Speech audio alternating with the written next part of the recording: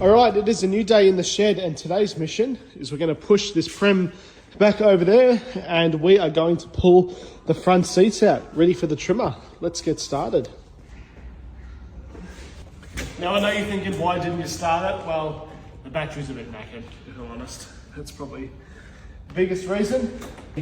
Now, we're only doing the front seats. The back seats and the door cards are all really, really good. So just the front seats are, yeah, they're pretty knackered, unfortunately. So that's what we're going to be changing. Whew. I've never pulled these out before, but how hard can they be? Here's a little bit of a better look. You can see they are a little bit knackered. The seats themselves are pretty good. It's just they're starting to tear. So we're going to get this redone, get that repaired. Yeah, I'm pretty excited actually. If we have a quick look at the back is really good. We don't really need to give that any attention, and all the door cards are sweet. I've got the pocket just over there somewhere. But yeah, we're just having a look under here. I'm just looking for the bolts, but there's a lot of this. I don't know what that is. Oh, there's a little Dora bowl. But there's our bolts. So we've got to get all of those.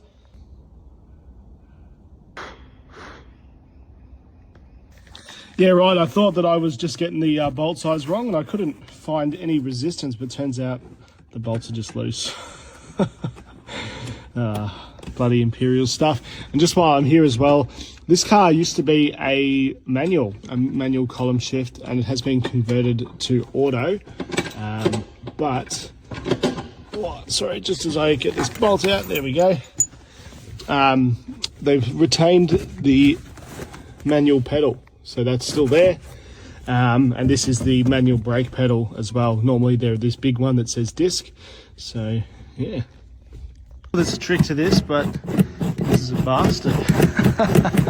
This is one of those things with old cars, I think, you know, because the bolts are such a bugger to get to, they've all been left kind of loose, which is a bit crap, but oh my God, especially the fronts. I think the carpet's been redone too, and that's made it a lot harder than it normally would be. The last bolt, I'm ashamed to say, it was a lot harder than I expected it to be. Bloody hell.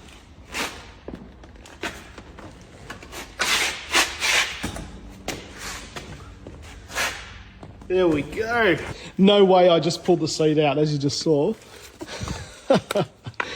Dora the Explorer. Yeah, don't think I'm going to be using that.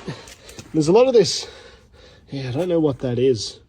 Floor looks okay though. I admit I don't know exactly what I'm looking at, but looks pretty good. Not too bad. Next thing we're going to do is bring in my ute. I've decided to retire it. I think I'm going to have the arse of it facing this way so that I can, I don't know, load stuff in it. Same direction as all the other cars. I think I should be able to swing in from there.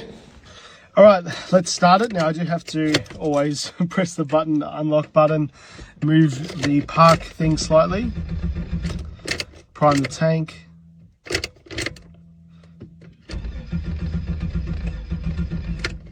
Now I only have to do this because it's been a few days, probably a week since I've driven this.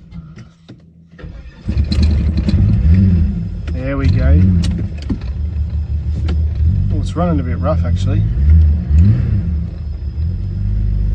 That's all right, doesn't need to run for much longer, but we're just going to flip it around and put it back in the shed.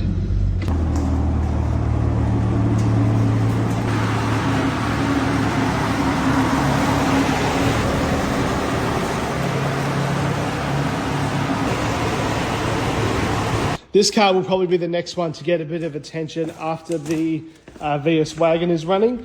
I want to have this as a manual. I do have a manual swap for it. It is leaking oil really, really bad from the rear main. I did have a proper harsh roadworthy though on it late last year. So other than that, it's pretty good. Like it's got heaps of new brakes and bushes and stuff, but she's just leaking a lot from the rear main. And you know, if I do the manual swap at the same time, she'll be laughing. The old faithful. This is just a car that I just don't think I could ever get rid of.